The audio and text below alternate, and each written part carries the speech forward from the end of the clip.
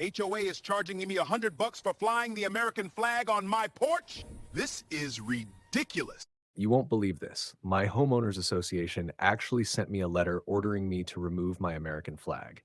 Yeah, you heard that right.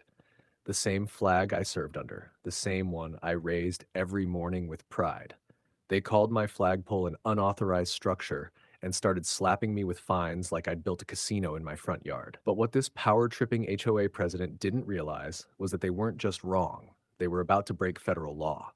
They picked a fight with a veteran over the American flag, and they were about to lose that battle in spectacular fashion. Before all this drama, life here was peaceful. Quiet streets, perfect lawns, friendly waves. The kind of neighborhood where everyone minds their business and trims their hedges twice a week. For me, after years of service, it was supposed to be the dream, a peaceful place to live out the same American values I once defended. And my flagpole, that was part of it. Every morning, I'd walk out, raise the flag, salute it, and let it catch the wind. Every night, I'd lower it with care. It wasn't decoration, it was devotion. For over a year, not one person complained. Neighbors smiled, kids said it looked cool. Everything was fine, until that plain white envelope showed up. The HOA logo sat in the corner like a threat disguised as stationery. I figured it was a newsletter, maybe a parking reminder. Nope, it was a violation notice. Unauthorized modification to property. Translation? My flagpole had committed a crime against the neighborhood's aesthetic harmony. Can you believe that? Since when did patriotism clash with good landscaping? At first, I stayed calm. I pulled out the HOA handbook, scrolled through every boring paragraph, and surprise, surprise, nothing about flagpoles. Not a word. So I wrote a polite email, told them I was a veteran, explained what that flag meant to me, and asked them to reconsider. I figured logic would win, but logic doesn't work on people who think a clipboard makes them God. Before we go any further, comment where in the world you're watching from and make sure to subscribe to Silent Divide Tales because tomorrow's story is one you definitely don't want to miss. The response I got back wasn't what I expected. No apology, no understanding, just 2 words, appeal denied. That's it. Cold.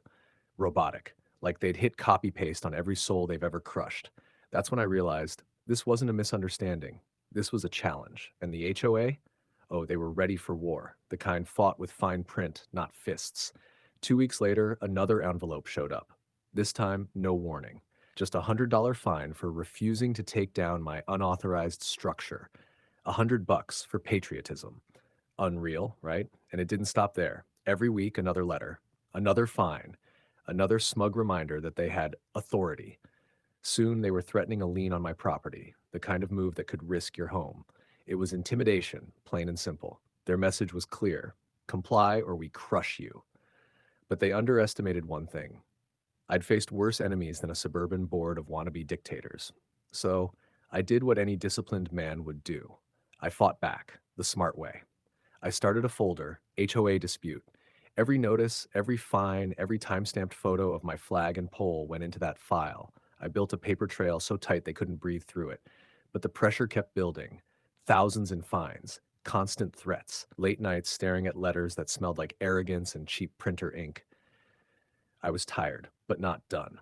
One night, fueled by coffee and frustration, I dug through homeowner rights forums. Then, buried deep in a thread, I found it: the Freedom to Display the American Flag Act of 2005, a federal law. And it said, word for word, that no HOA could prohibit a homeowner from displaying the US flag. You could feel the gears shift. This was it, my ace in the hole. They thought I was some clueless veteran who'd just roll over. Wrong. I'd just found their kryptonite.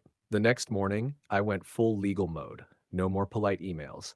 I wrote a certified letter, calm and precise. The kind of calm that scares people. I listed every violation, every fine, every date. Then I quoted the law, line by line. I even included the public law number because I wanted them to know exactly which wall they just crashed into. To make sure they couldn't pretend ignorance, I printed a full copy of the act and stapled it to the letter, like a report card from Uncle Sam. Then I sent it certified, signature required. No denials, no we didn't see it. And just like that, silence. For 2 whole weeks, not a single envelope. No emails, no fines. You could practically hear the panic behind their office blinds because when you hit a petty tyrant with federal law, they don't argue, they retreat. Then finally, an envelope arrived. Thin, plain, nervous.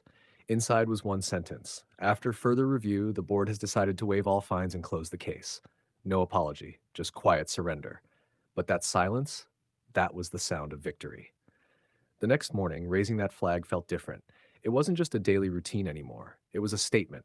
The war was over, and the flag was still there. Neighbors noticed. One man jogging by stopped and said, "You actually beat them?" I smiled and said, "No, the law did." And then something incredible happened. A few days later, another house raised an American flag, then another, then another.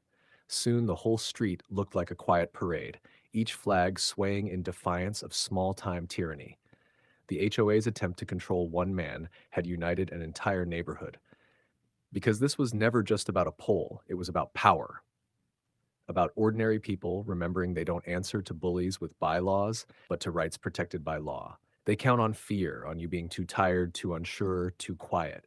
But once you know your rights, once you stand tall, they crumble every single time. So yes, my flag stayed up. But more importantly, so did my spine. That's the thing about justice. It doesn't always come with sirens or headlines. Sometimes it's just silence, the kind that means you won. If you believe no HOA should ever have the power to silence a patriot, hit that like button, share this story, and drop your own HOA horror stories in the comments. And remember, this has been Silent Divide Tales, where justice speaks louder than rules. Click subscribe, because the next story, it hits even harder.